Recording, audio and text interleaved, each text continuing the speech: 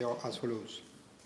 Near Bel-Air SSS area, Tago Road, NS Florent, Mont-Seulement VG, Bel-Air, Pont-Lodge, Bel-Air, Bramston and Doughter area, near Chapelle area, Clémentia, Avenue des Essachiers, Avenue Merle, Condé-Mas, Melrose, Cooperative Road, Hamsa Road, Melrose, Sans Souci, Montagne Blanche, Toutrel Road, Montagne Blanche, Avenue Périche, Montagne Blanche, and Jonction Petit Paquet Road.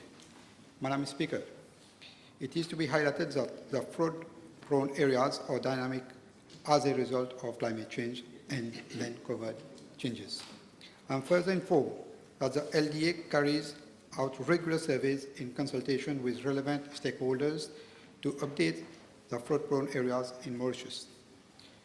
In order to mitigate the risk of flooding, several drain projects are being implemented under the National Flood Management Programs.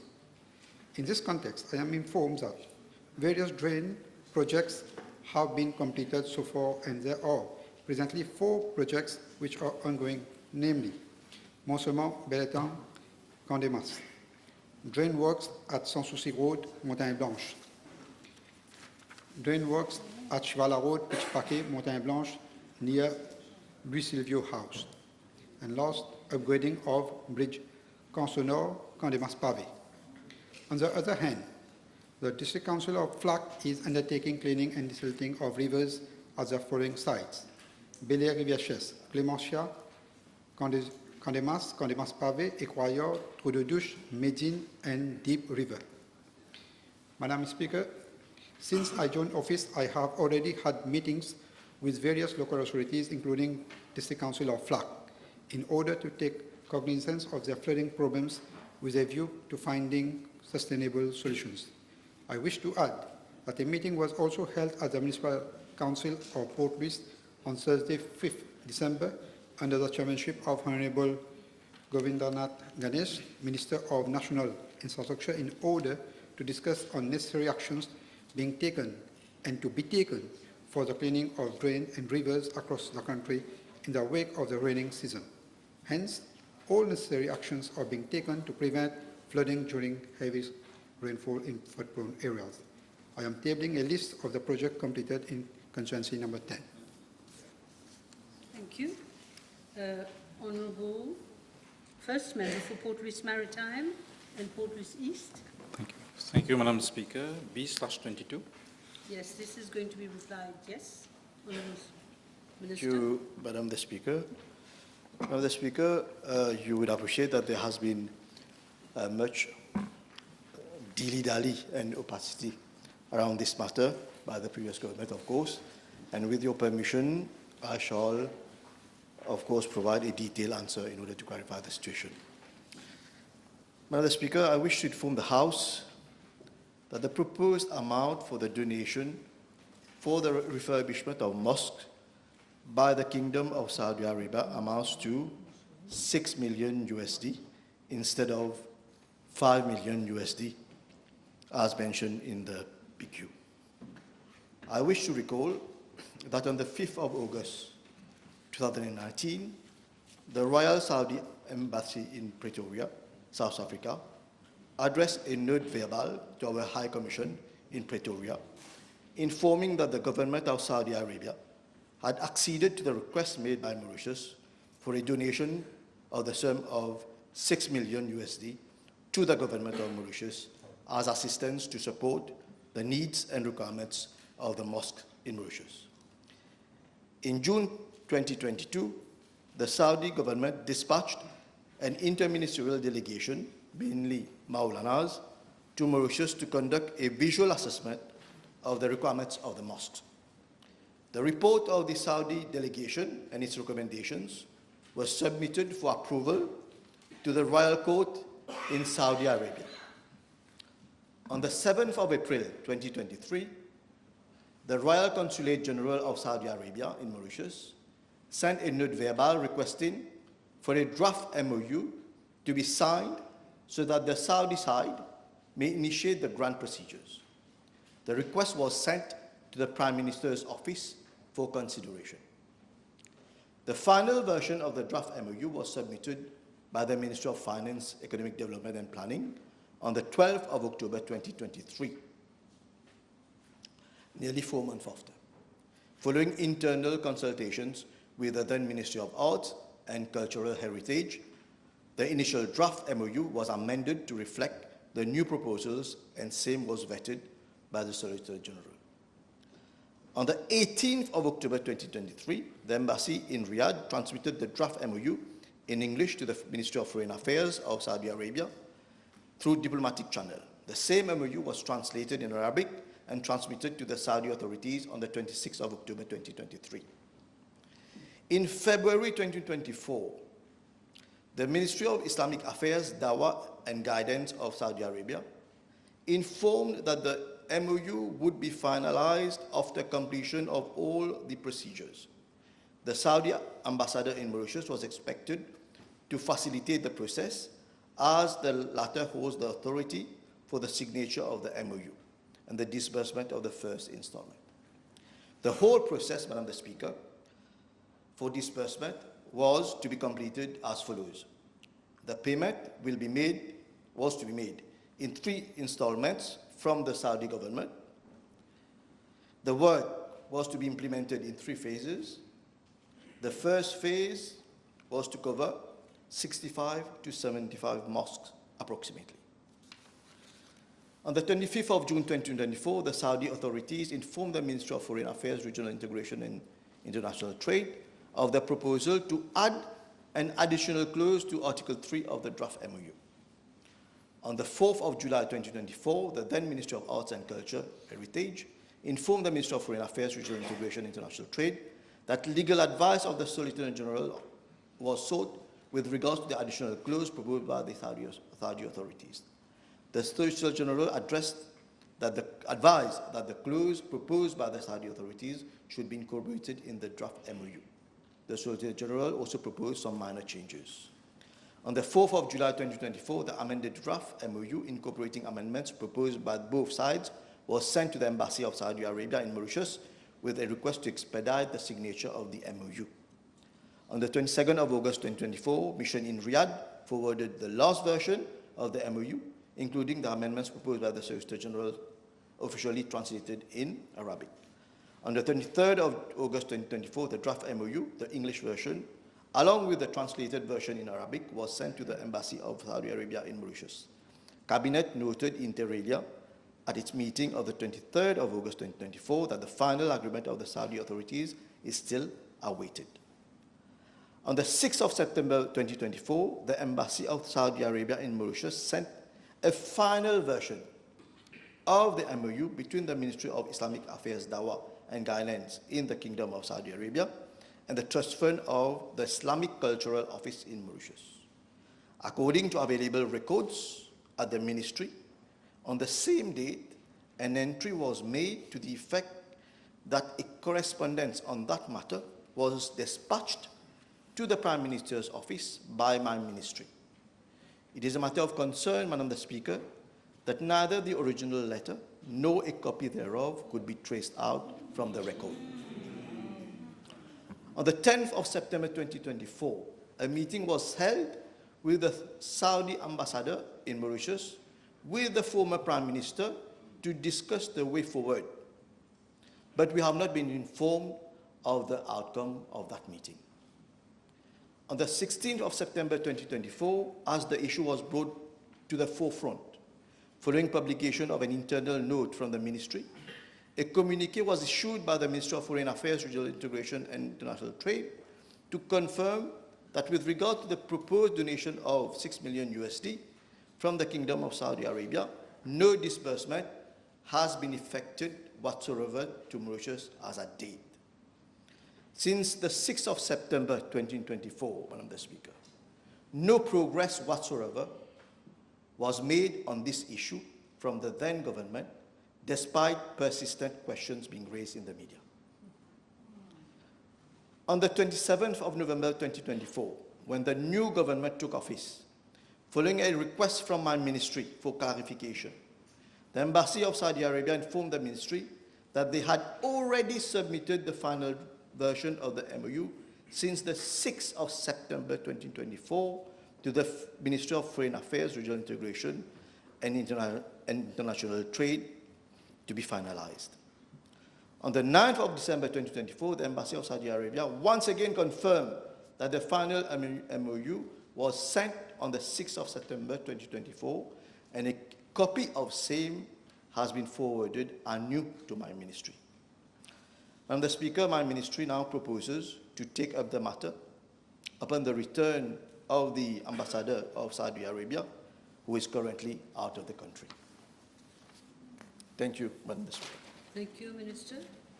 Yes, Mr. Juman. Merci, Madame la Présidente. Merci d'abord d'avoir restauré la démocratie parlementaire.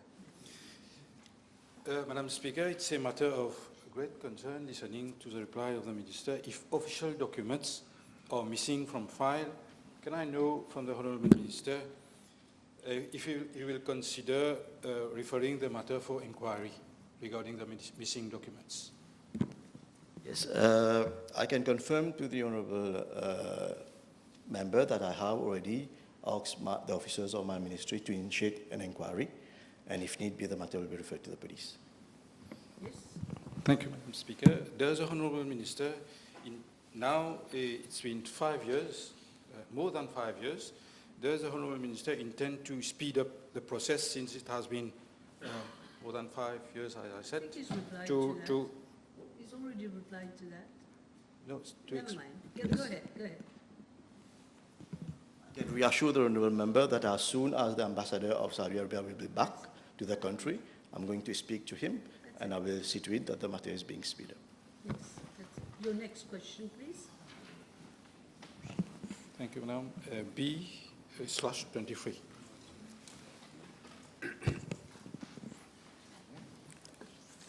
Madam Speaker, first let me thank Honourable Member for his question, which is of utmost public interest, the more so that his question concerns funds related to the past and present contributions of workers and their future pension entitlements. I also understood from the Hansard of this Assembly that the Honourable Member was ordered out and asked to be collected from this Assembly when he asked a similar question to the then Minister of Social Integration, Social Security and National Solidarity in 2024. The Honourable Member can now rest assured that as the new Minister, I will answer all questions which is of public interest. This is why this House is made for. I will further expand on this aspect later in my reply. Second, I am assuming that when in his question, the Honourable Minister made reference to the National Solidarity Fund, when in fact he is referring to the National Savings Fund. Thus, I will respond. You mean the Honourable Member? Honourable Member. In relation to the second part of the question, I'm also assuming that when the Honourable Member is referring to the investments in United Investments Limited, UIL, he is also referring to Whole Attitude Limited, which is a related company of UIL and was created as a result of a restructuring of UIL's level in 2019. Madam Speaker, I wish to inform the House that, first, the National Pension Fund, NPF, was established under Section 37 of the National Pensions Act 1976, with the objective to have a publicly run contributory pension system to provide for various types of pensions to workers of this country. The NPF is administered by the Minister of Social Security and the NPF-NSF Investment Committee, set up as per Section 38 of the National Pensions Act 1976. In 2020, the previous government unilaterally, without consultations with stakeholders, decided to do away with the National Pension Scheme. Thus, since October 2020, employees and employers no more contribute to the NPF. The Ministry is now administering the past contributions made to the fund. The National Saving Fund, NSF, was established under Section 3 of the National Saving Fund Act 1995, with the objectives to provide for the payment of a lump sum to every employee on his retirement or in respect of every employee at the time of his death, and to set up and operate for the benefits of employees such schemes, including loan schemes, as may be prescribed. Employers contribute 2.5 in respect of each employee. Thus, the fund is still operational and administered by my ministry. Madam Speaker, in regards to Part A of the question, I am informed that at the end of September 2024, the total value of investments of the NPF stood at around 160.5 billion rupees, and the value of investment of the NSF stood at around 45.5 billion rupees. I am also pleased to announce to the Honourable Member in this House that in line with the policy of change and rupture of the new government, I am tabling today the full detailed list of investments for both NPF and NSF as at September 2024.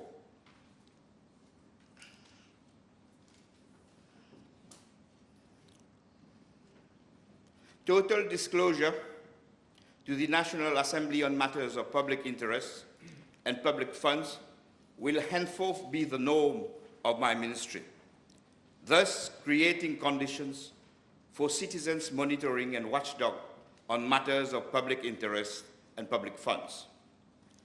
Madam Speaker, with regard to Part B of the question, I am informed that the amount invested in United Investments Limited has not yet been recovered. I wish to inform the House that UIL is an investment holding company quoted on the Mauritian Development and Enterprise Market, DEM.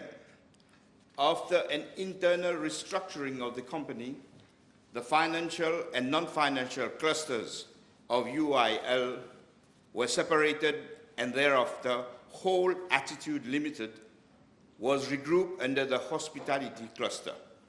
The NPF and NSF now deal with Whole Attitude Limited. Madam Speaker, in March 2022, NPF and NSF invested in aggregate an amount of 1.5 billion in secured bond issued by Whole Attitude Limited and split as follows. NPF, 1,001,439,000 rupees. NSF, 448,561,000 rupees. The security offered was a pledge of 40% stake in the shares of Attitude Hospitality Limited. As at February 2024, these shares were valued at around 2.29 billion by KPMG. As at 3 December 2024, Whole Attitude Limited owes an amount of 1,084,948,311 rupees to NPF and 485,960,194 rupees to NSF. I am tabling the details of the respective amounts held by Whole Attitude Limited as at 3rd December 2024 to the NPF and NSF.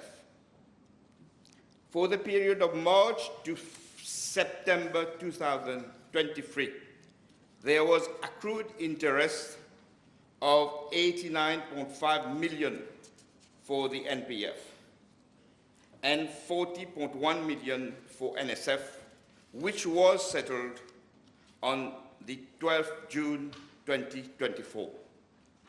Penalty of 3% above applicable interest rate on account of late payment of interest, which was due on the 30th September 2023, was also received on 1st July 2024 for an amount of 10.8 million rupees. Madam Speaker, I am further informed that on the 20th September 2024, Whole Attitude Limited made a request to the NPF-NSF Investment Committee to extend the maturity date of 30th September 2024 to 31st March 2025 to give them time to list the shares of Attitude Hospitality Limited in the Stock Exchange of Mauritius. Whole Attitude Limited was informed via a letter dated 24th September 2024 that the NPF-NSF Investment Committee will not grant any delay in the repayment date, and they were strictly reminded to settle the amount due together with the interest on the due date on the 30th September 2024. The NPF-NSF Investment Committee has decided on the 20th September 2024 that in the event that Whole Attitude Limited would not repay the capital amount of the bond and interest due for the period 1st October 2023 to 30th September 2024, NPF and NSF will trigger the event of default and will initiate procedures with the security agent State Bank of Mauritius Limited so that these pledged shares would be transferred to the ownership of NPF and NSF. According to the notes subscription agreement, the event of default could not be triggered after 5 business days after the due date of 30th September 2024. Madam Speaker, I wish to point that Whole Attitude Limited made another request via a letter dated 30th September 2024, that is on the due date, requesting the NPF and NSF Investment Committee to extend the capital repayment for a period of 2 to 3 years or earlier.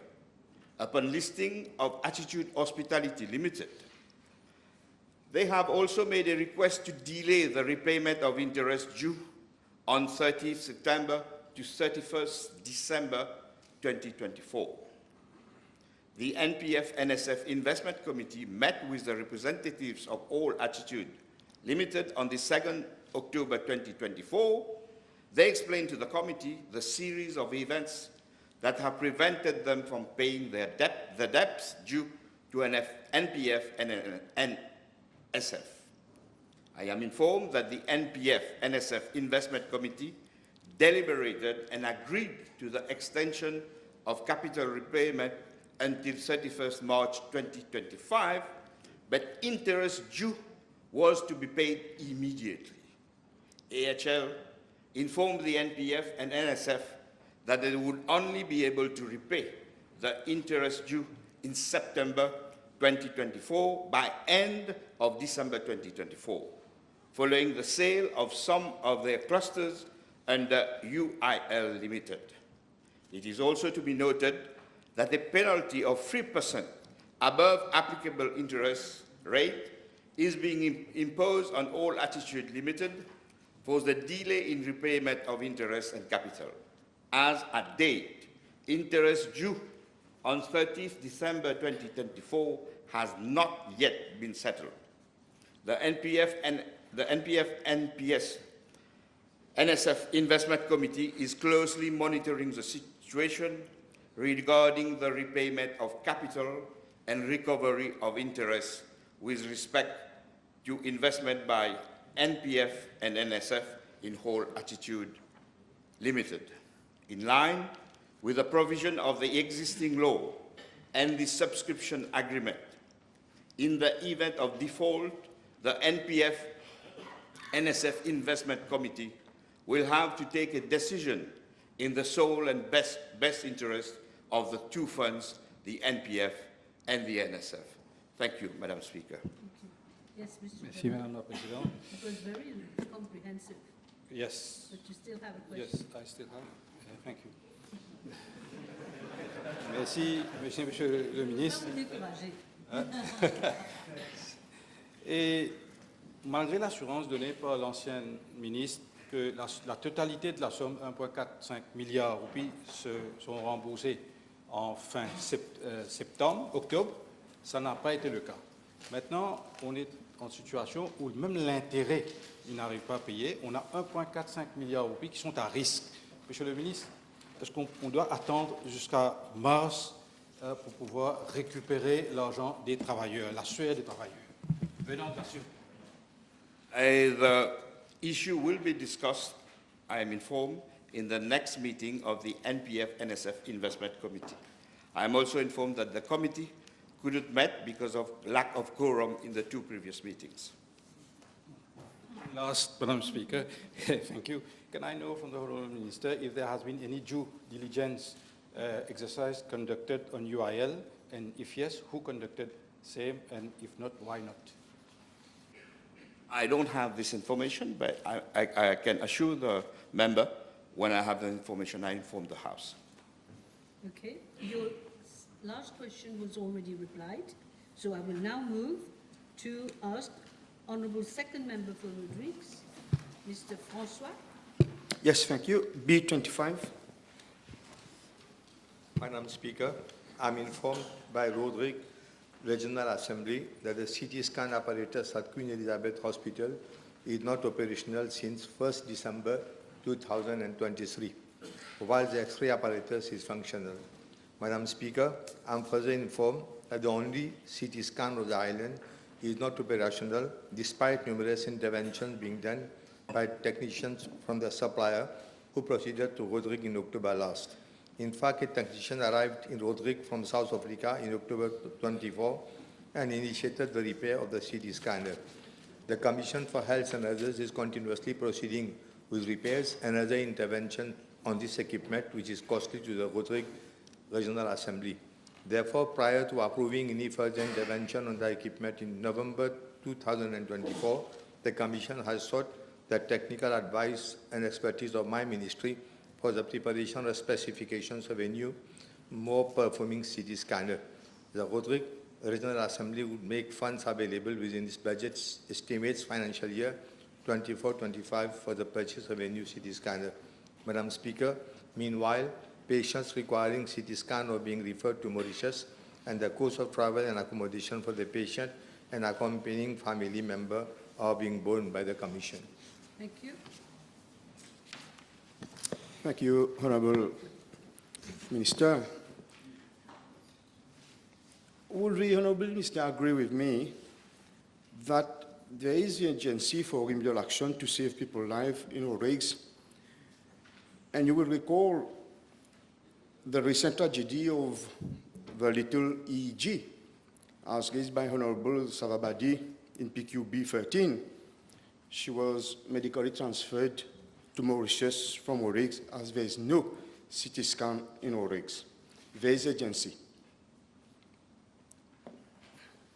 Madam Speaker, we are aware of this problem.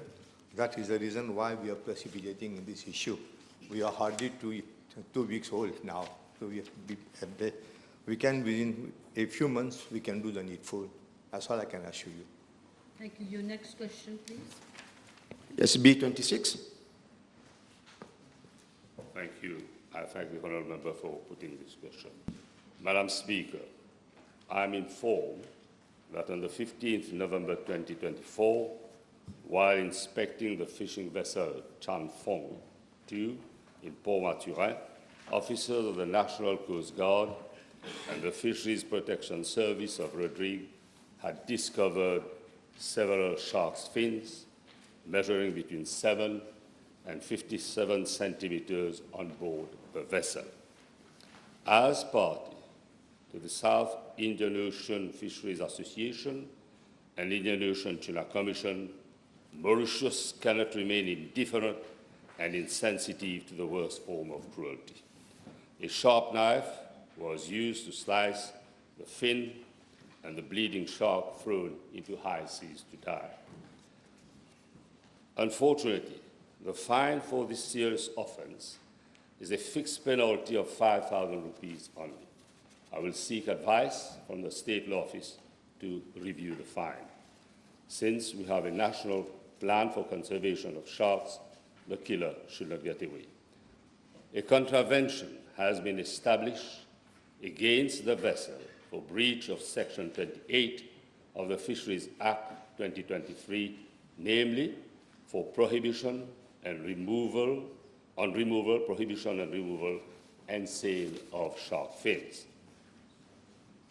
The shark fins have been seized and the matter will be prosecuted before the Court of Justice in Rodrigues. If proved guilty, the operator will be liable to pay a fine not exceeding 40 million rupees or 5 years of imprisonment. I'm further informed, and I was rather shocked and flabbergasted to learn that the vessel left Rodrigues on the 16th November 2024 and reached Port Louis Harbour on 21st November 2024 after a fishing campaign on the Hawkins Bay. On its arrival in port, the vessel was inspected, and this exercise revealed the presence of toxic fish, namely barracuda, on board. In this respect, the master of the vessel was issued a fixed penalty notice under Section 202 of the Fisheries Act 2023. The master has up to 12 December 2024 to pay the fixed penalty, failing which the matter will be prosecuted in court. Moreover, it was also noted during the inspection that the information contained in the logbook was inaccurate and incomplete.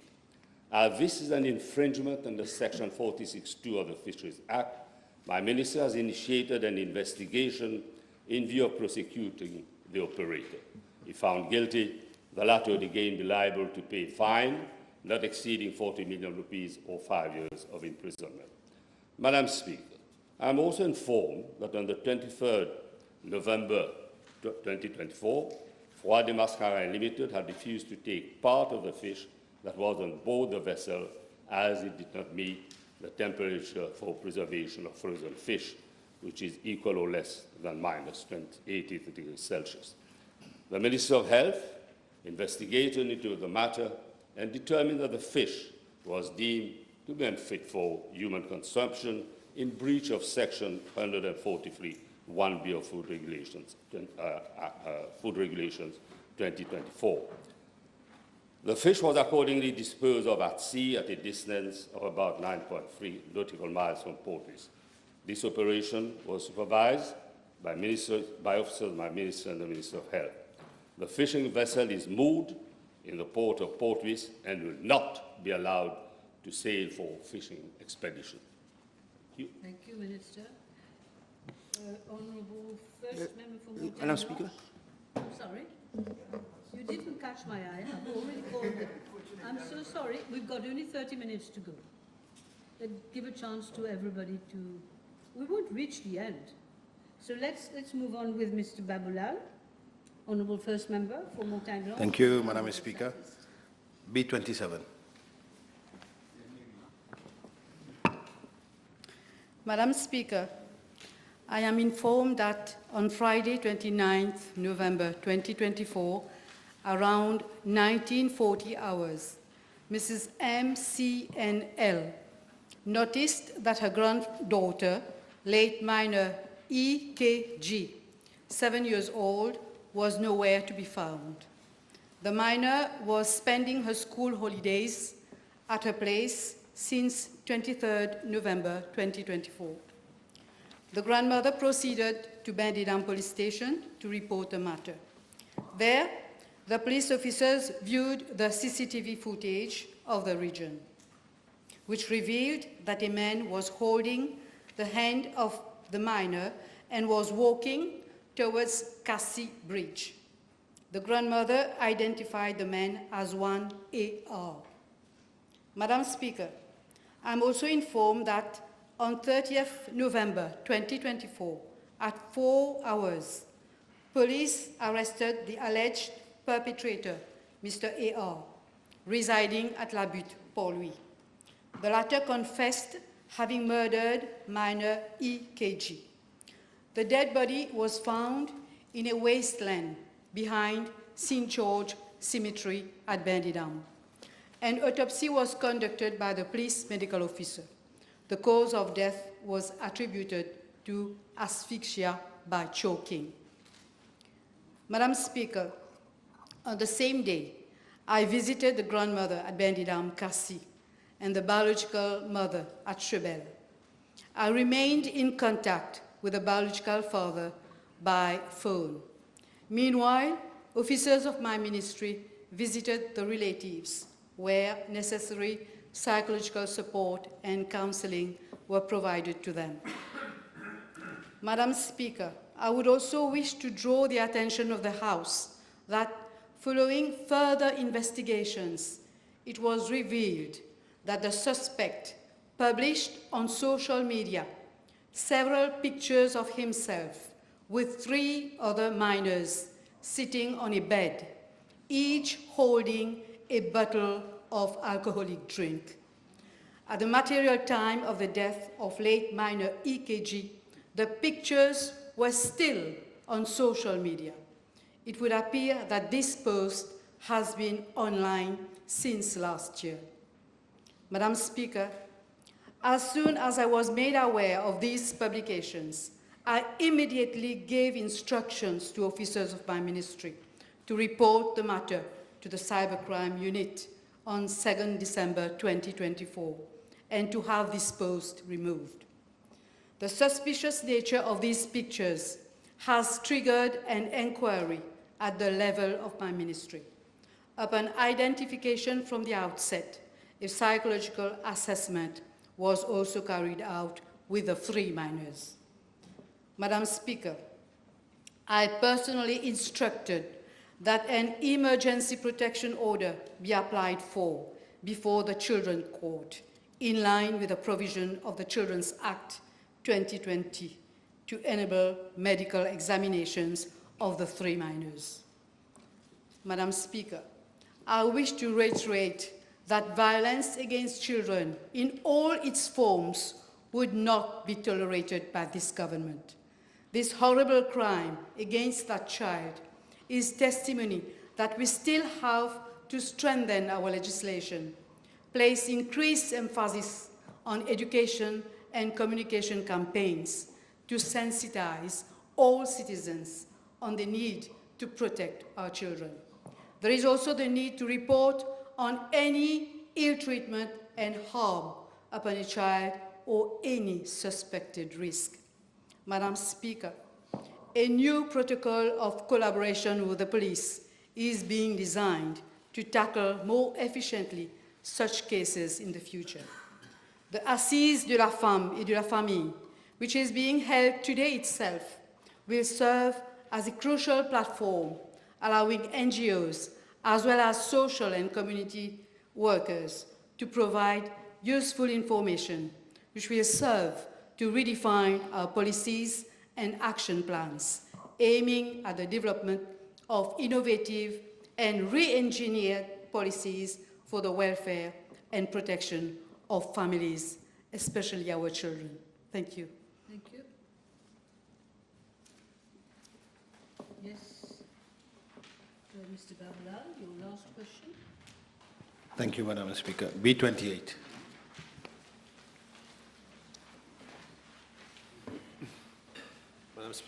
Madam Speaker, I am informed by the National Land Transport Authority, NLTA, that a regular bus service does exist at the Flacq Hospital, the new Flacq Hospital, to service the approximate 870 visitors calling thereat daily. Currently, individual bus operators licensed to operate along bus routes 176, 112, and 232 are performing some 36 trips on a daily basis at an average interval of 30 to 40 minutes, starting from 4:45 in the morning up until 1900 hours. Furthermore, since the operation of the new Flacq Hospital in August this year, the NLTA has extended the itinerary of buses plying along routes 15, 16, and 17, and as such, 6 additional trips are performed along the said routes to the hospital daily. Madam Speaker, moreover, the 32-seater buses of the NTC provide shuttle service from the hospital to Central Flacq, whereby some 18 trips are carried out from 6 o'clock in the morning up until 1800 hours. Additionally, some 159 taxis based in and around neighboring localities along with those 30 taxis based at the new Flacq Hospital provide shuttle service to and fro from the hospital throughout the day. As the new Flacq Hospital has recently been made operational, there are inevitably some teething issues with regard to the public transport which still need to be addressed. In this context, the NLTA has been requested by myself to extend the services of buses operating along routes 18, 56, 55, and 194, which ply through the regions of Montagne Blanche and Grande Rivière South-Sud-Est to enable the inhabitants thereat to easily access the new Flacq Hospital. Madam Speaker, following this parliamentary question, I have also requested the NLTA to effect a site visit to assess the level of service at the new Flacq Hospital, and I stand informed that no issues have been observed as regards the level of bus service at the new Flacq Hospital.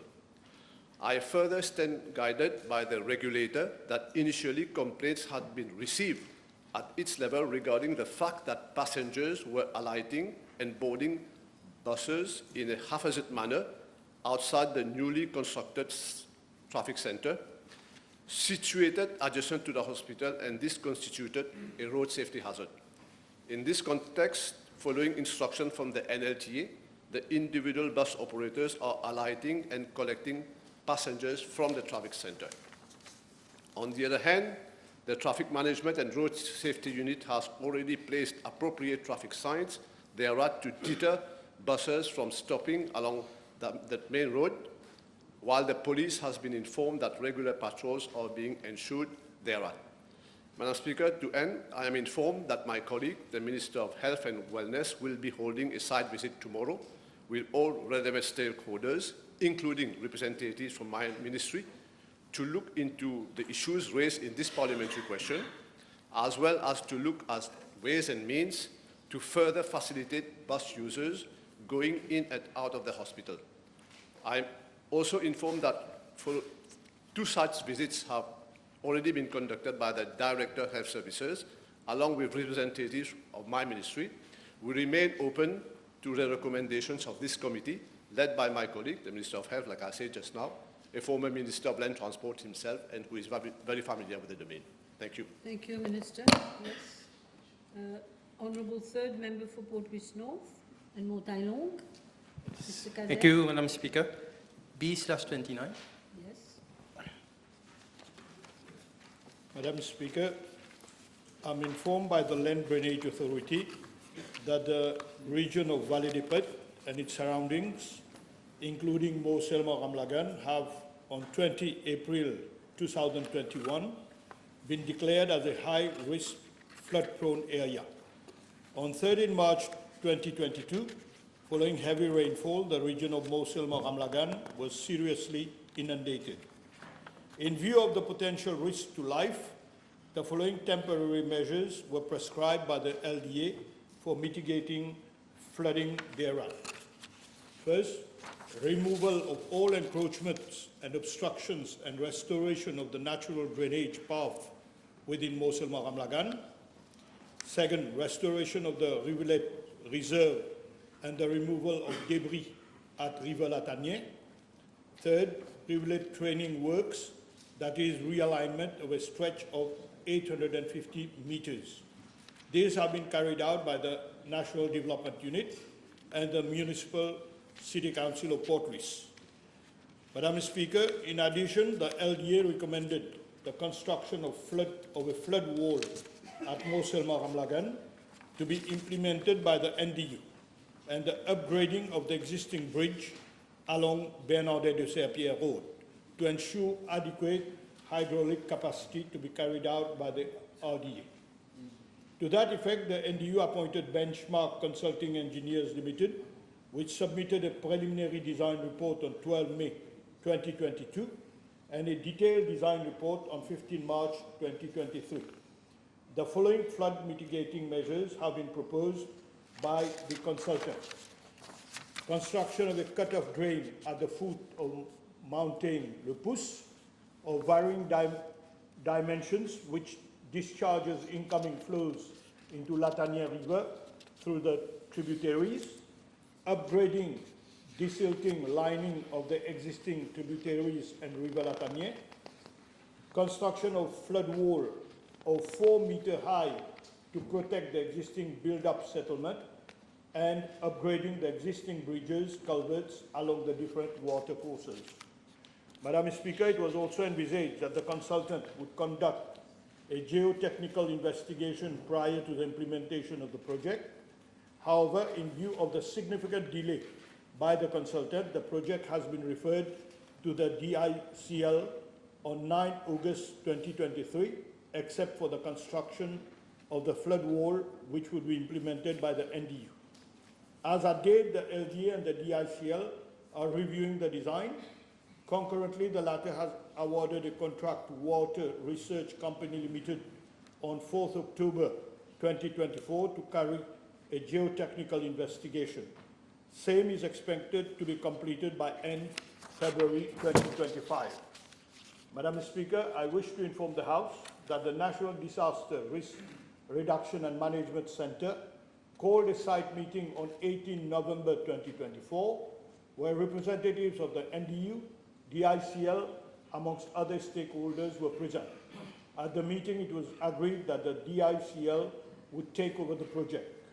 Madam Speaker, as regards the works allocated to the RDA, I am informed that the latter awarded a contract to Gamma Construction on 28 September 2022 for the following works: demolition of existing Bernardet de Saint-Pierre Bridge, construction of a new reinforced concrete bridge of 21 meters wide and 3 meters deep, and relocation of existing services. The implementation of the project suffered delays due to land acquisition issues, rerouting of sewer lines, and traffic diversion. Works resumed in April 2024 and continued till August 2024, after which the traffic diversion scheme was communicated to the public. Unfortunately, this diversion scheme could not be implemented due to protests from the inhabitants. The RDA is currently working on an alternative design which may entail further land acquisition. Works are expected to restart by end of January 2025, and the construction period is estimated to be 8 months. Madam Speaker, over and above to the proposed measures I mentioned earlier, regular desilting of River Latanier has been undertaken. For instance, in July 2022, desilting of the river over a length of 5 kilometers was carried out. In March 2024, some 8.5 kilometers of the river was desilted. Some 14 million was spent for the desilting works. Madam Speaker, following torrential rainfall in April 2024, River Latanier has been silted again. As an urgent measure, the Municipal City Council of Pretres has been requested to undertake desilting works of a stretch of 600 meters along Moselma-Ramlagan. I am further informed that the Ministry of Local Government and Disaster Risk Management is currently seeking financial clearance for the desilting of another 8 kilometers of River Latanier. Thank you. Thank you, Minister. The Your next question, Mr. Kazan? Yes, Madam Speaker. B/30. Thank you.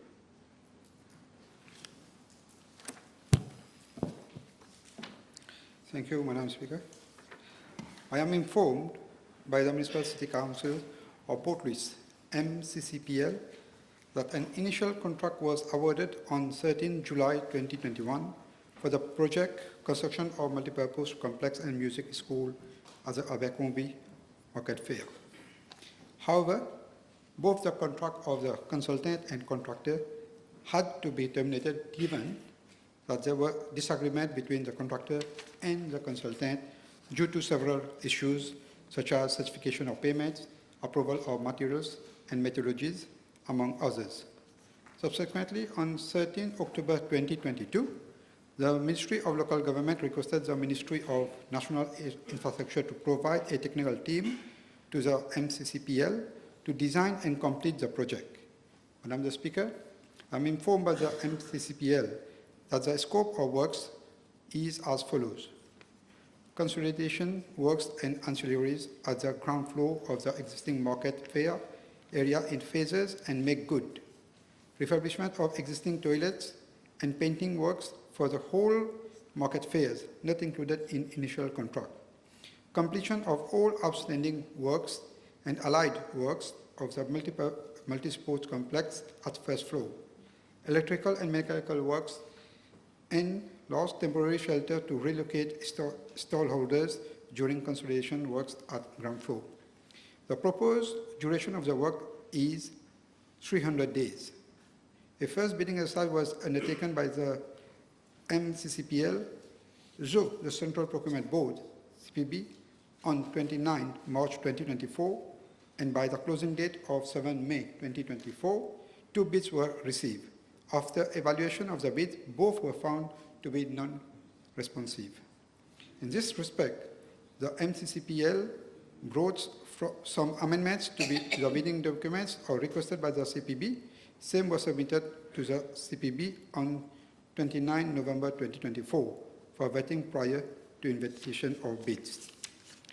Madam Speaker, with regard to the cost of the project, same would be known only after the award of the contract. Thank you.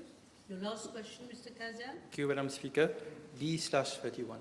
And that will be the last question for today because we're reaching the time now. I'm sorry. Madam Speaker, I wish to highlight to the House that relocation of methadone dispensing to another site without proper planning would tantamount to transferring these inconveniences to other regions. I have been made aware that the Ministry has already embarked on a decentralization process with a view to decreasing overcrowding at the dispensing sites and hence minimizing any inconvenience. In this regard, stable methadone beneficiaries are being relocated to our primary health facilities, and this is a slow process. Madam Speaker, I am further informed that the whole project of decentralization of methadone dispensing will be addressed in the forthcoming National Drug Control Master Plan, which is being finalized by the National Drug Secretariat under the Prime Minister's Office with all stakeholders, including my ministry. Thank you. Okay. Honourable Third Member, we still have a few minutes left. Third Member for Quartier Militaire and Nuka. Yes. Thank you, Madam Speaker. B/32. We have 9 minutes left. Thank you very much, Madam Speaker. I thank the Honourable Member for his question. Allow me. Plots of state land in Régie Triangle were allocated to various governmental and non-governmental organizations, including 6 socio-cultural organizations. Oh, it's the next one. It's 32, apologies. B32. I was in a hurry, so I'll sit down. B32. Not mine. You have to hold your horses. Yes, Madam Speaker. I'm informed that the Central Water Authority has undertaken renewal works for the aging water pipe structure in the region of Nouvelle Découverte and Agrément Saint-Pierre. This project aims to address challenges and frequent bursts and leakages due to the pipeline having exceeded their intended life. A project for the renewal of pipelines at Nouvelle Découverte concerned approximately 1.6 kilometers of pipe along Rousset Road, Sivala Road, and Jeku Road. Madam Speaker, regarding part A of the question, I am informed by the Central Water Authority that on 25th April 2024, Pride Civil Engineering Contractor Limited was awarded the contract for the renewable pipelines at Nouvelle Découverte, Phase 1, in the sum of 8,165,535 rupees.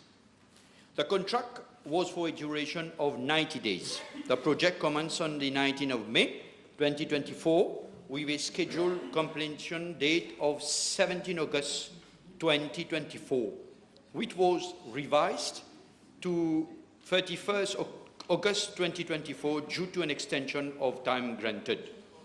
The actual completion was 25th October 2024. I'm further informed, Madam Speaker, that a variation order in the sum of 1,821,165 rupees was issued to the contractor for the laying of temporary trench asphalt, bringing the total value to 9,986,700 rupees.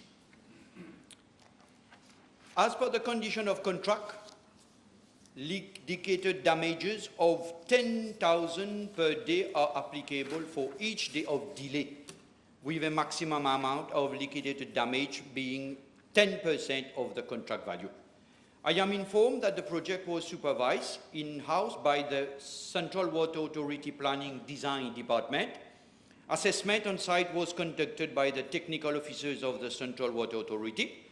According to the assessment of work carried out, the shifting of connection was completed on the 25th of October to 2024, following testing, disinfection, and connection work. The Central Water Authority further informed that an interim payment made to the contractor, that is Pride, to date stand at 6,443,098.25 rupees. The Central Water Authority was informed on contractors on 5th September 2024 that delay damages of 10,000 rupees daily will be applicable in line with the sub-clause 46.1 on the condition of contract. No liquidated damage has been applied yet by the Central Water Authority. As far as l'agrément Saint-Pierre, Madam Speaker, I am informed that the distribution network comprises of asbestos concrete pipes along Mercedes Road and Slaterol at Saint-Pierre. These pipes have exceeded their lifespan and need to be replaced. The project started in 7 April 2024 with a scheduled completion date of 15 October 2024. The supervision and assessment of the project was carried out by the Planning and Design Department of the Central Water Authority. That's all. Thank you, Madam Speaker. Yes. We have a few minutes left. Third member for Quartier Militaire. Your next question. Madam Speaker, B33. Now, Honourable Minister. Thank you. Thank you. I'll try to be very quick. So as I said earlier on, when it wasn't my turn, Madam Speaker, plots of state land in Redouis Triangle were allocated to various governmental and non-governmental organizations, including 6 sociocultural organizations. There was an application for state land on the 22nd of June 2024 by Luxury Retirement Village Limited. And in March 2023, if we follow the sequence of events, in March 2023, however, the then government decided to retrieve all undeveloped plots of state land allocated in Redouis Triangle. The 6 sociocultural organizations, the status as at March 2023 was as follows. Maharashtra Bhavan had been constructed on a plot of land allocated to the Mauritius Marathi Mandali Federation. A sociocultural center had been constructed on the plot of land allocated to the Mauritius Sanatan Dharma Temples Federation. and the 4 plots of land allocated to the Hindi-speaking union, Indo-Mauritian Catholic Association and the Mauritius Tamil Cultural Center Trust, as well as the Urdu-speaking union, were undeveloped. In April 2023, with the 48 hours notice to start construction over the leased plots of undeveloped land, government had decided, following that 48 hours notice, to pull back the lease and to cancel the lease of all those 4 plots of land. Following that, Madam Speaker, I'm informed that there are court cases that are pending. In April 2024, there was a plaintiff summons, which was upon the Ministry of Housing and Land and the Ministry of Arts and Culture, and the co-defendants was the Mauritius Tamil Cultural Center Trust.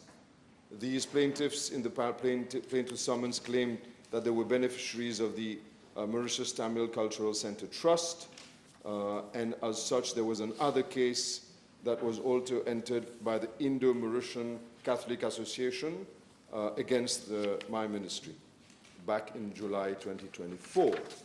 As we speak, the letter of reservation, which was issued to in 16th of October of 2023 to Luxury Retirement Village over the plots of land of, that were retrieved from the Hindi-speaking union and the Urdu-speaking union. And as it stands today, the plot has been fenced. In spite of the fact that it is only a letter of reservation, and it has not, we have not, this doesn't mean title has passed. They have fenced, the Luxury Retirement Village has fenced, in my view, wrongly, the land allocated to it. And as such, it has not even informed the Ministry of Housing and Land that it is fencing the place.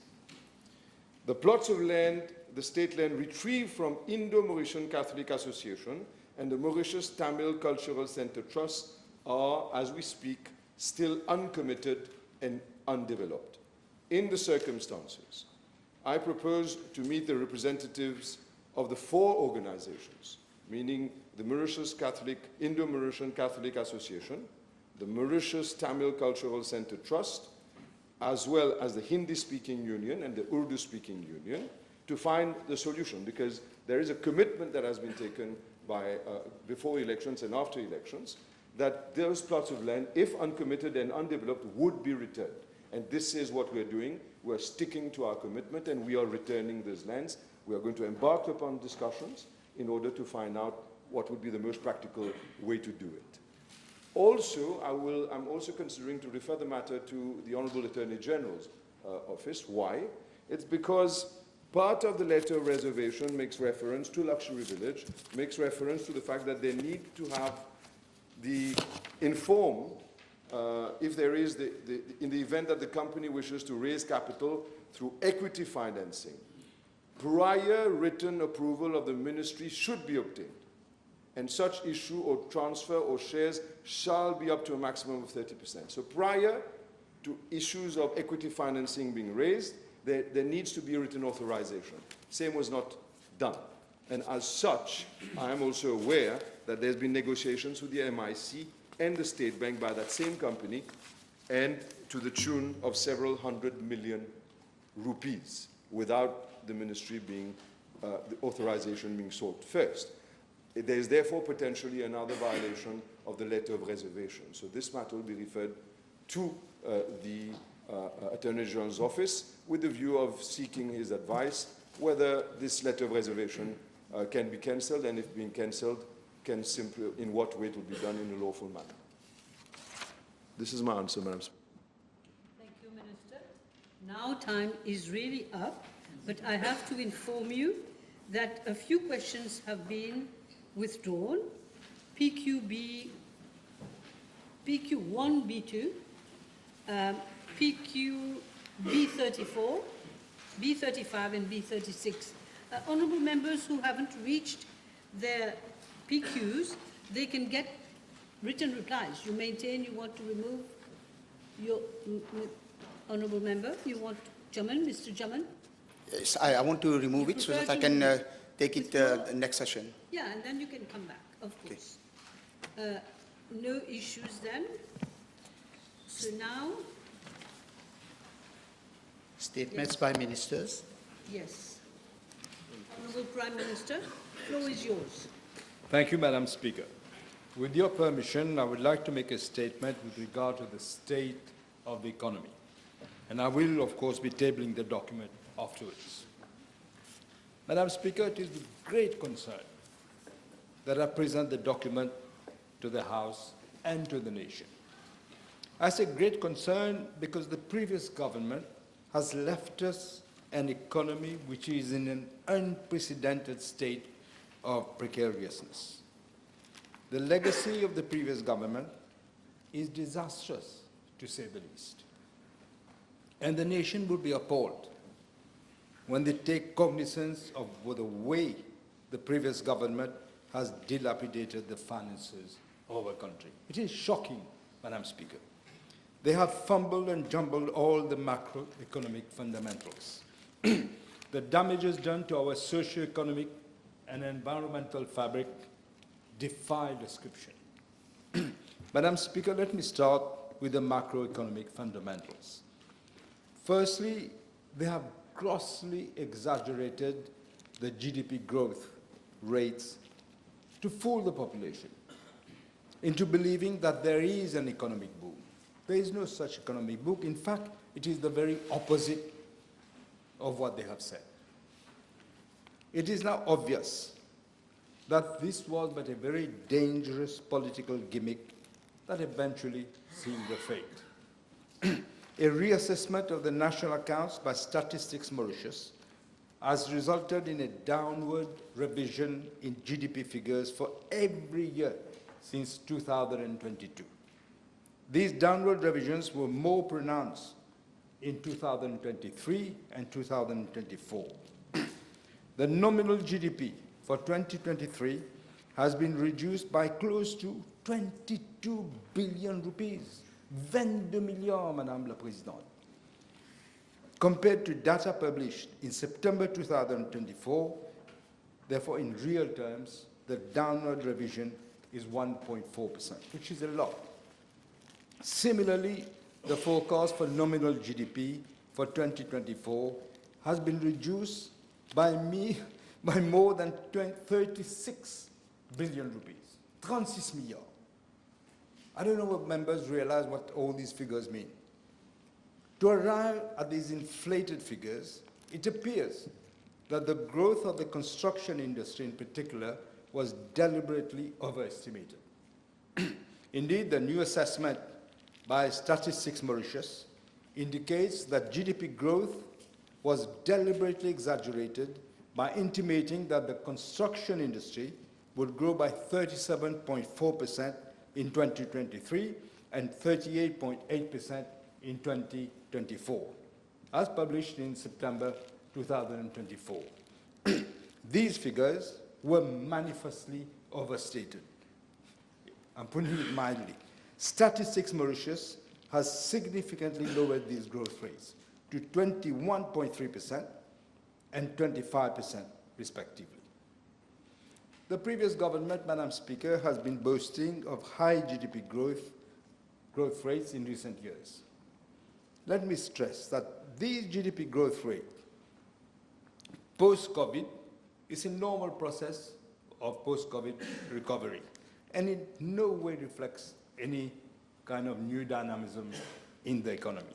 In fact, Mauritius has taken more time than its peers to recover from the COVID-related recession. In 2023, the GDP in US dollars for Mauritius was still below its pre-pandemic level.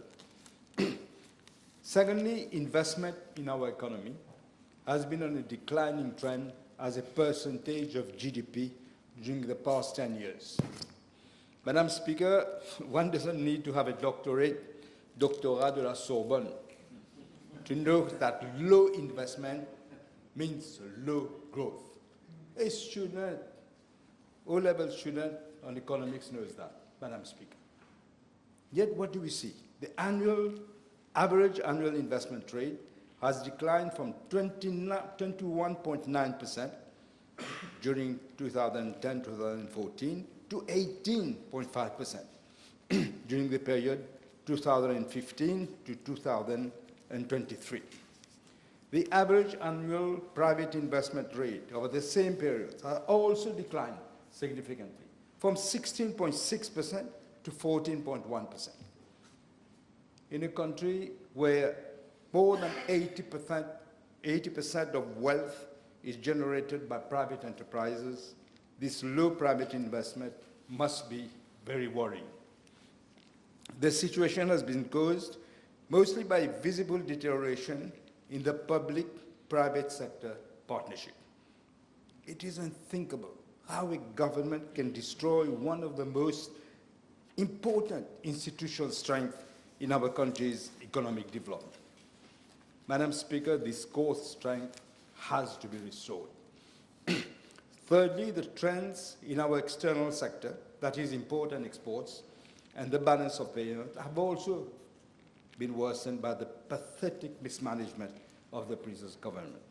The yearly average export of goods as a percentage of GDP has declined from 22.9% during the period 2010 to 2014 to 17.4% during the period 2015 to 2023. On the other hand, the consumption-driven growth, that is the model of the previous government, has sharply increased imports. As a result, both the trends in trade and current accounts of the balance of payments have deteriorated and is a source of great concern. In fact, the overall balance of payments, which has traditionally been in surplus, has registered deficits in the last 2 years. It is no wonder at all that there is a severe shortage of foreign currency on the market and that there is pressure on the rupee to depreciate.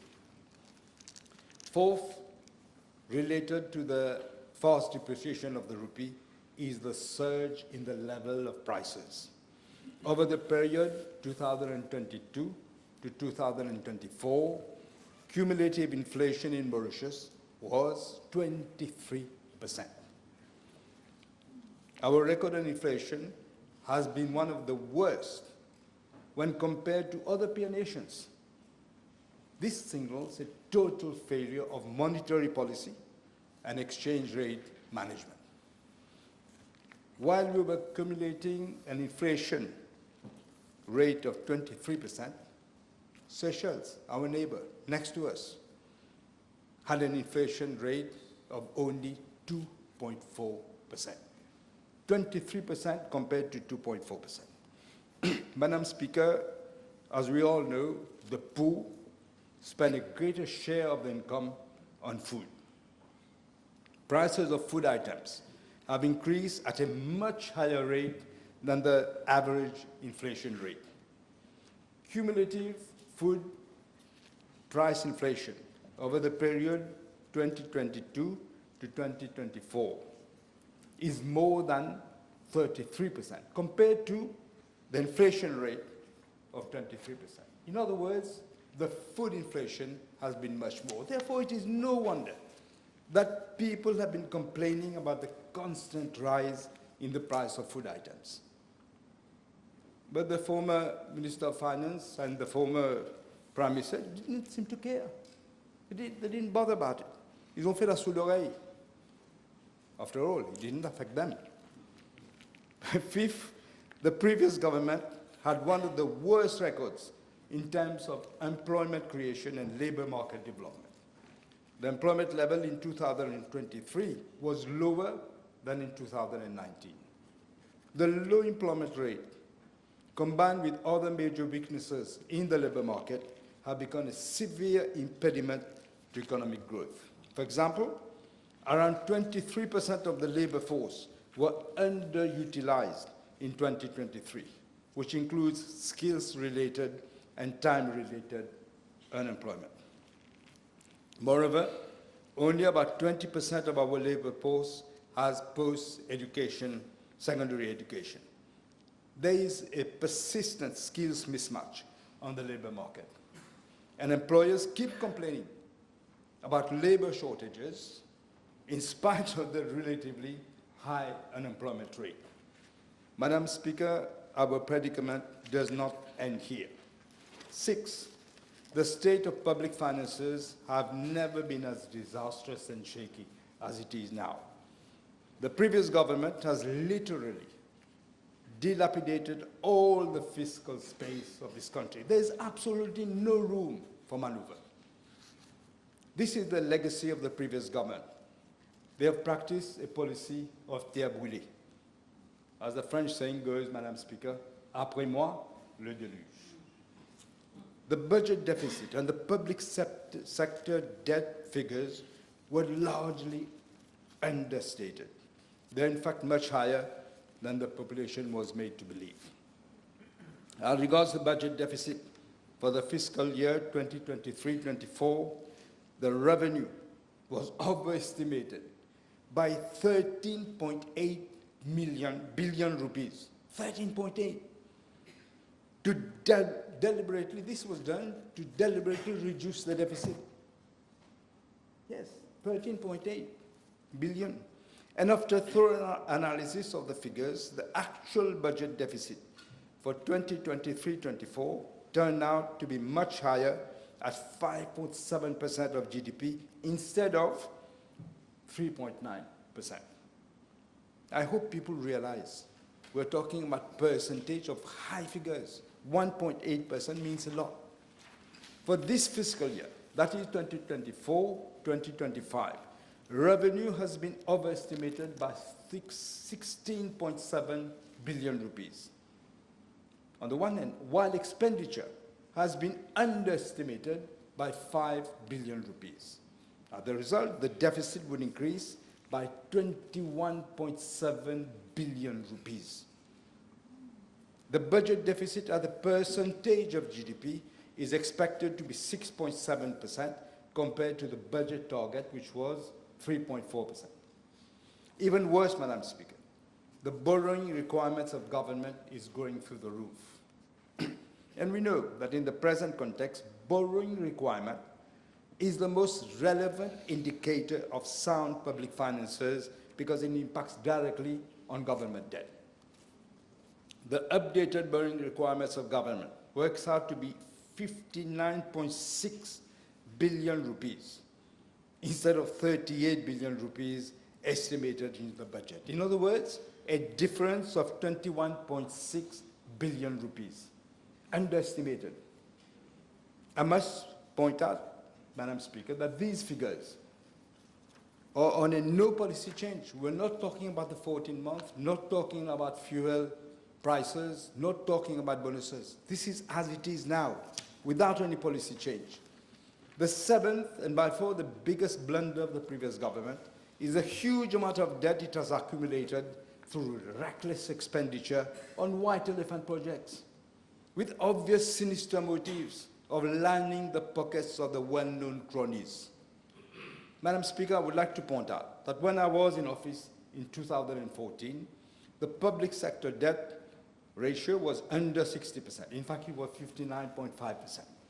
Today, it is well above 80%. This is above the statutory limit that the previous government itself had targeted. Updated data, in fact, shows that at the end of June 2024, the public debt ratio stood at 83.4%, well above 80%. Mauritian parents and grandparents have always seen to it that the responsibility is to ensure to their children and grandchildren is to give them the best start possible in life. That's what parents and grandparents do. Yet what has the previous government done? It has been piling national debt on the shoulders of the newborn babies. Indeed, over the last 10 years, the previous government has added, believe it or not, 321 billion rupees to public sector debt. That is an average of 32 billion rupees per year, which means every newborn has a debt of about 500,000 rupees as soon as he or she is born. Indeed, in the increase in debt, there are 26.9 billion rupees that the previous government has had to pay as compensation in relation to ex-BAI, Betamax, and Newtown cases. 19.8 billion rupees resulting from the deliberate depreciation of the rupee. Madam Speaker, our fiscal space has been totally constricted. The more so that all the special funds, that they wouldn't answer questions in Parliament, all these special funds have been completely depleted. Besides high public sector debt, our country is saddled with significant contingent liabilities. The list is very long, but let me enumerate just 5 of them. 1, Metro Express is unable to meet the cost of servicing its loan, unable. And its loan of 16 billion rupees under the line of credit from India, unable to do it. Second, the STC had a total deficit of 5.6 billion rupees under the subsidy account and the price stabilization account. Third, as per the Companies Act of 2001, AM Mauritius is deemed to be insolvent. Yes, insolvent. They have recklessly destroyed our national pride. Insolvent. Fourth, Madam Speaker, the Wastewater Management Authority is unable to pay its debt. Unable. It is already in arrears 2.2 billion rupees. And it has, on top of that, outstanding loans of 3.5 billion rupees. Fifth, the Mauritius Post Limited, the Casinos of Mauritius, the National Property Fund, CW and CEB, all of them are in deep financial stress. Furthermore, the statutory bodies defined pension funds have an actuarial deficit of 47 billion rupees. I can assure the House, and the nation, yes, unbelievable, but I can assure the House, Madam Speaker, and the nation that we will bring down the public sector debt to a more sustainable and manageable level. And we will do so not only to balance the book or fix the figures, but most importantly, to relieve our children and grandchildren from the burden of debt imposed on them by the previous government. It is a despicable act on future generations. It is a despicable crime. It borders, ils ont hypothéqué l'avenir de nos jeunes. Totalement. Madam Speaker, our endeavor to deal with the catastrophic legacy inherited from the previous government will be pursued amidst a number of challenges. The most pressing challenges are climate change, the demographic trends, labor market constraints, resource repurposing, restoring the social partnership between government, civil society, unions, and the private sector, educational reforms, which have already started, social upliftment, and institutional reconstruction. Madam Speaker, let me end by giving the assurance to the population that this government will turn around the situation and secure a better future for all and for the next generation as well. The top of our priority will be to implement a credible medium-term fiscal consolidation plan.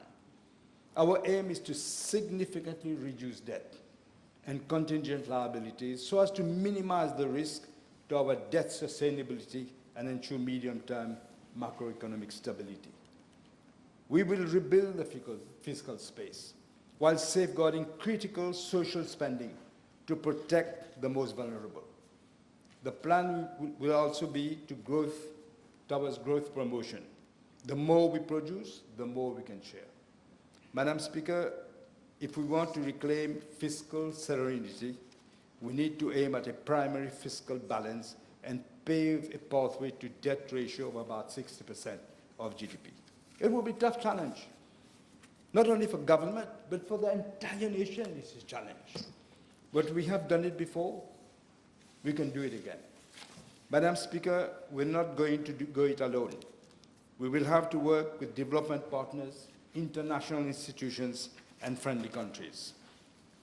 Let me reiterate that the previous government has fumbled and jumbled the economic fundamentals. Their mismanagement of the economy and the falsifying of figures have been an unmitigated disaster for our country. It borders on criminal negligence.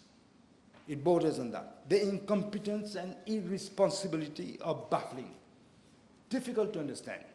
They have been practicing voodoo economics. That's what they've been doing, voodoo economics. And they should be made to answer for the misdeeds.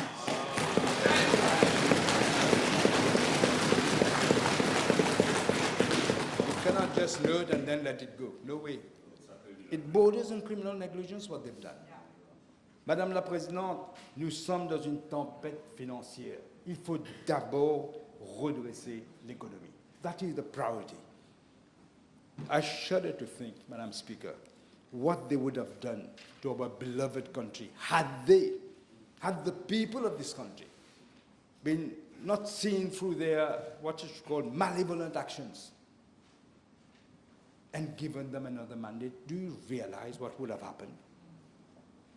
There is a God for this country. God knows what we would have to cry our beloved country. Because this is what would have happened. They have tried not only to destroy our unity, we've seen during the campaign, attacks on unity. The victory is one of unity, the last election. People showed that they wanted to be unified. It was a victory for unity. They tried to destroy not our unity, our institutions, our economy, and the future of our youth. Fortunately, not one of them got elected. As the people of this country, in their wisdom, has consigned them to the dustbin of history, Madam Speaker. My two honorable friends, I must say they are, in a way, elected because they got in as the best result. But, Madam Speaker, never, never again should anyone be allowed to destroy our country as these people have done. Never again. We will take up the challenge of tidying up the mess together as a nation, all of us together. But it will take time. Madam Speaker, there is no magic wand. When you've seen the catalogue of what I've just told you, there is no magic wand. There is no magician to pull us out of this economic quagmire. But, Madam Speaker, history has taught us, ever since independence, that we have always been able to overcome the daunting challenges that we have faced as a nation. We have always done so. Today, I stand in this House with confidence that once again, we shall be able to rise up to this mammoth task ahead of us, as one people, as one nation. Thank you, Madam Speaker.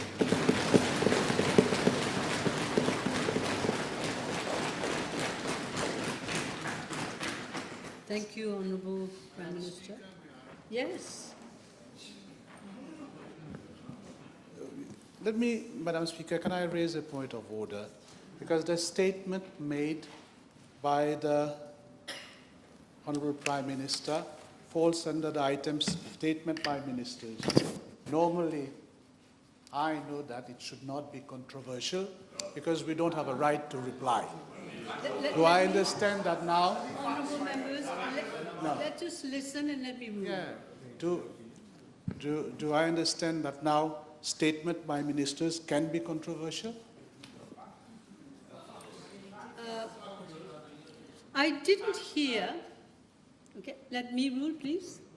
I didn't hear the Prime Minister attack any member of Parliament. In Standing Order 40, we have contents of speeches. It is only if he had attacked, let's just say one of you, or anybody, then we could have said that it is not acceptable. I think what the Prime Minister has done here, I've been a member here for 15 years, this has been current. So maybe it hurts a little bit. I would suggest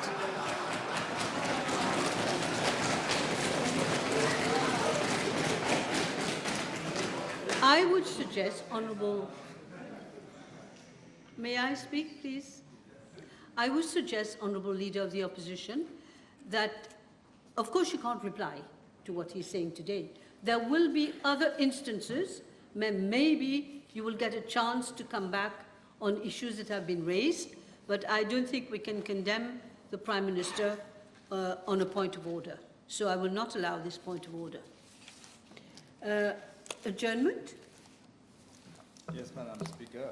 I'd like to move for the adjournment of the House to Tuesday, the 17th of December, 2024 at 11:30 a.m.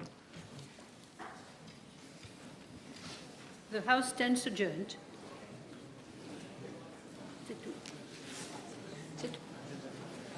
Adjournment matters? Yes? I caught her eye first. Second, third.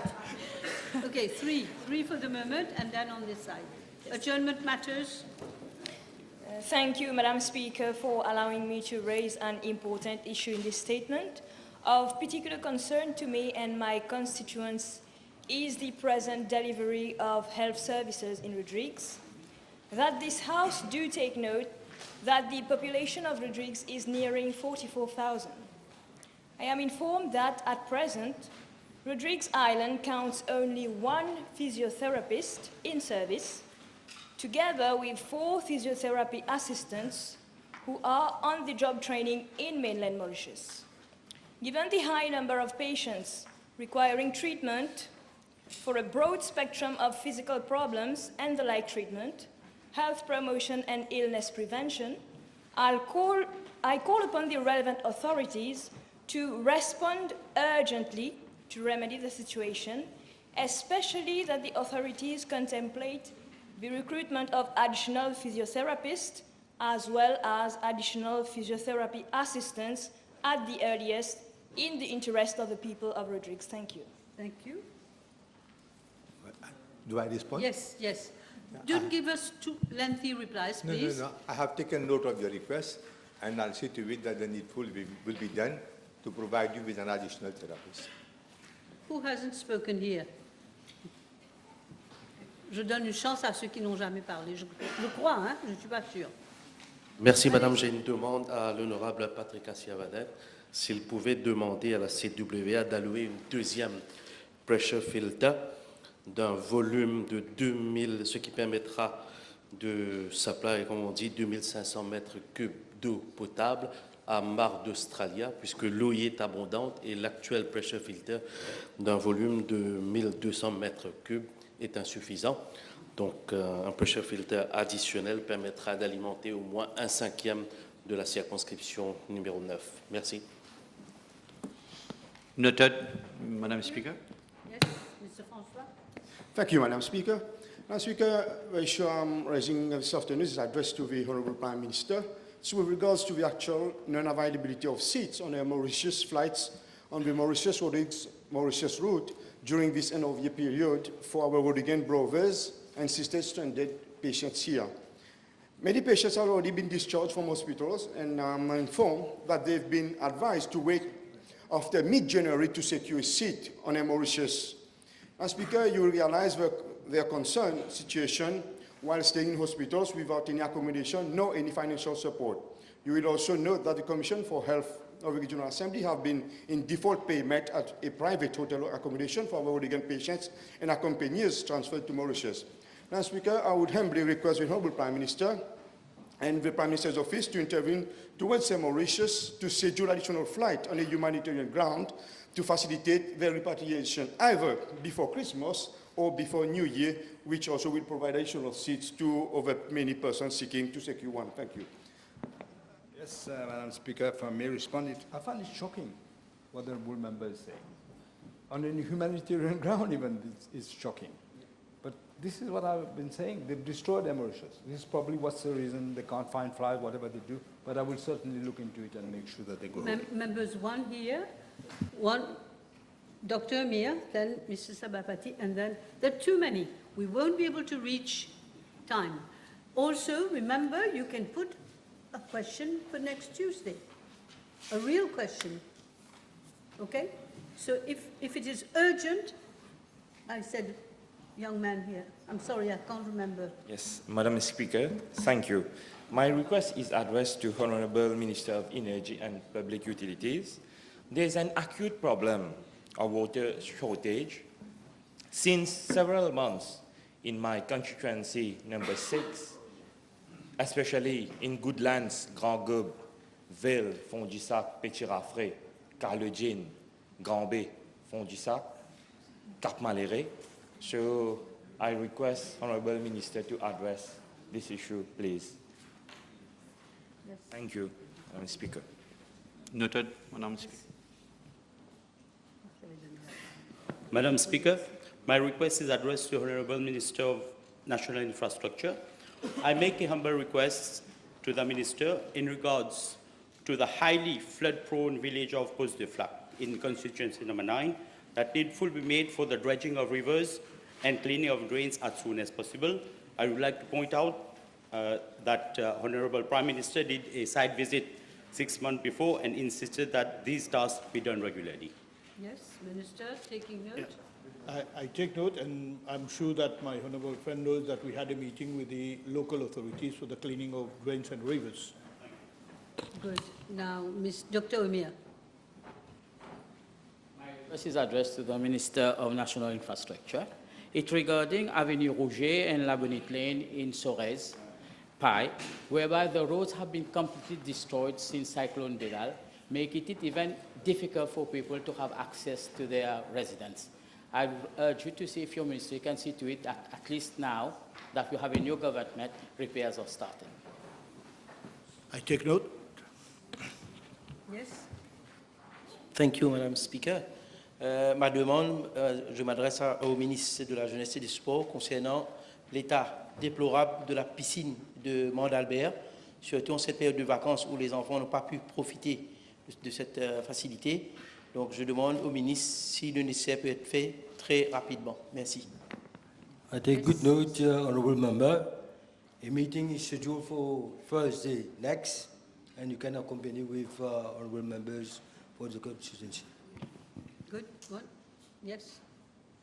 Thank you, Madam Speaker. Humble request to the Honourable Minister of Public Utilities, Honourable Patrick Asiavaden. Nous avons dans la circonscription de gros problèmes en ce qui concerne la fourniture et la distribution en eau, sachant que durant ces 5 dernières années, il y a eu un senior ministre qui occupait ce même poste, mais là, malheureusement, la situation est restée inchangée et on compte sur vous pour résoudre ce problème. Merci. Madame la Présidente, c'est noté.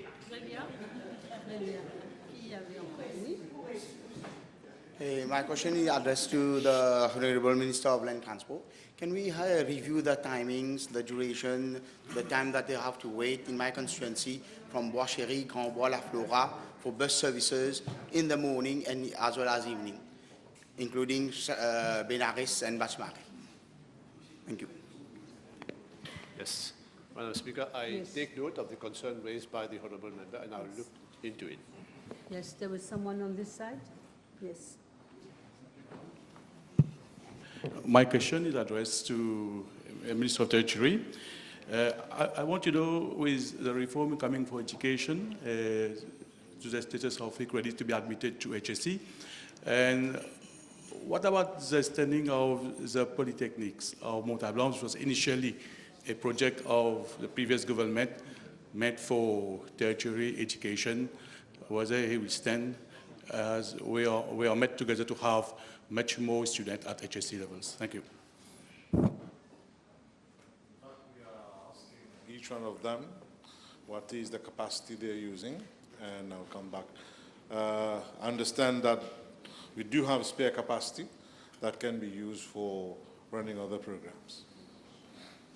Thank you, everybody. Last question. Last question. Thank you, Madam Speaker. My request is addressed to the Honourable Minister of Sport. We have an issue with Cité CIM of Rivière-du-Rempart where access is very restricted to fire services and maybe even ambulances. because of the football grounds wall. So I will request an urgent visit with our colleagues, deputies and ministers of the constituency to remedy the situation. Thank you. May I just remind members that if you want to send questions, I'm sorry, please. Good note. Thank you. I'm sorry. If you want to send questions, you have until tomorrow, 2 p.m. to send your questions. And now we have agreed, we discussed during lunchtime, we have agreed that there will be tirage au sort. But it will be done in a very strict and serious fashion. Okay? So don't forget, before 2 o'clock, because some of you haven't reached your questions, you see. So we'll have to give a chance to everyone. Thank you very much.